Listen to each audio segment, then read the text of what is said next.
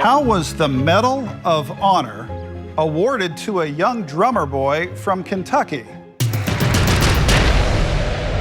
William Horsfall was a teenage drummer boy during the Civil War who was from Kentucky, who was most famous for winning the Congressional Medal of Honor. The actions that he took that earned him the medal happened when he was 14 years old.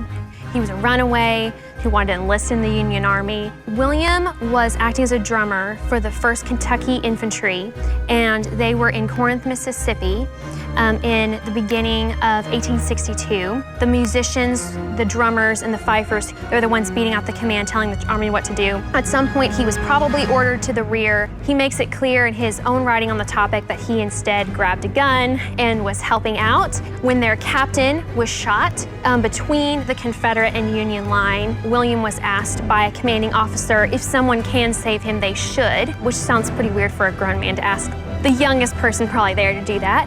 But he recalls leaning his gun against a tree and running out to drag the captain to safety. He managed to bring him back to the line where he was given medical attention, and the captain went on to survive the war because of his actions. The Medal of Honor was new. The Civil War was the first time that medal was ever used. There hadn't really been a high honor like that given, and so Abraham Lincoln, it was established under his presidency. In each branch, the Medal of Honor differs in the appearance. The one that William Horsfall was originally given, which we house up in the Kentucky Military History Museum, looks very different than the one that he was reissued. So he actually has two because the government redesigned the medal to have like the characteristic blue ribbon that we see today, and so he was given another one at the turn of the century. What we have in our museum archives here is we actually have a lock of Horsfall's hair.